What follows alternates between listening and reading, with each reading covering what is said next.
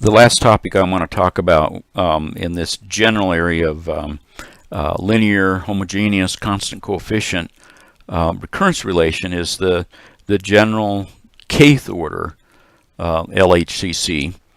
We've talked about the second order quite a bit now, and the kth order one, I'm going to tell you how it works out more or less without going through derivations as much.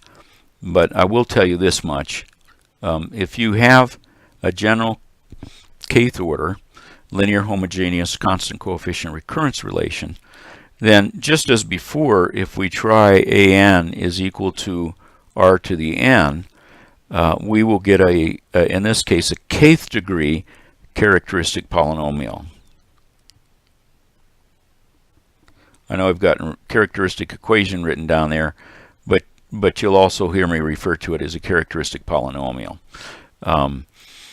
The polynomial really should be without regard to an equation there. That is, the polynomial is just the parts that you would get if you moved everything to the left-hand side. It'd be the expression on the left-hand side, the thing you would try to factor. All right, so there it is there. It's a kth degree, and that could be kind of messy to solve, but you know, at least for small degrees, cubics, you might be able to do some factoring that you're familiar with to find solutions there. Or Wolfram alpha would give you solutions, right? I'm sure you're familiar with Wolfram alpha. If not, just do a Google on that, Google search, and you'll get it.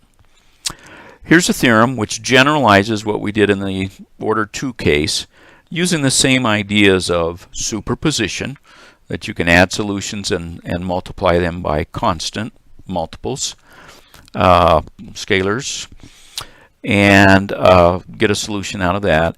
And it also generalizes what happens when you have a multiple root, and I'll describe then how that works out here. So the general solution of the first item up here, kth order linear homogeneous recurrence relation with constant coefficients, it will have k terms in the expression for an, and they will consist of the following. For every single root, that is, it just appears with a linear factor x minus r in the polynomial, of the characteristic polynomial, there will be a single term of the form alpha times r to the n, some constant times r to the n. For every root r of multiplicity m, and we dealt with the double root before, there will be m terms, and the terms are going to start from a term with just r to the n, b0, beta 0 r to the n, and then the next term will be beta 1 n r to the n, just like we had before. And this will march on up, beta 2 n squared, all the way up to beta n minus 1, and that should be an n to the m minus 1. Beta m minus 1, n to the m minus 1 is the last term right there.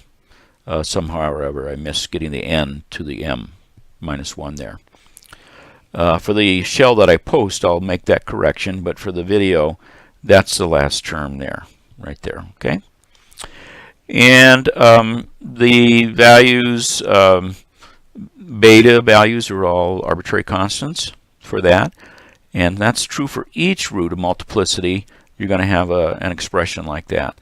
So we're going to take an example of that, but let me first of all point out, if you have k initial conditions, there is a unique solution.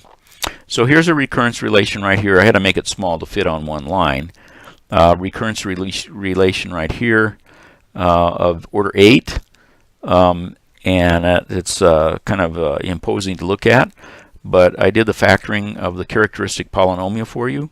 The characteristic polynomial would look like r to the 8 is minus 10 r to the 7th plus 210 r to the, notice there's not an n minus 2 term here, so this would be 5th, plus 105 r to the 4th, marching all the way down to plus 6400 r minus 6000. Okay, that's the characteristic polynomial, and that's its factored form. So the thing about the factored form is we can see the roots are 2, 2, 2, 2, and 3, oops, minus 3. and minus 5, minus 5, minus 5. And so the solution will have 4 terms for the 2 to the n, and the 4 terms will look like, let's do alpha 0 plus alpha 1, n plus alpha 2, n squared plus alpha 3, n cubed. Okay? Although all 4 terms there, which the first one is just a constant, so we go up to the cubic term when there are when the multiplicity is 4 times 2 to the n.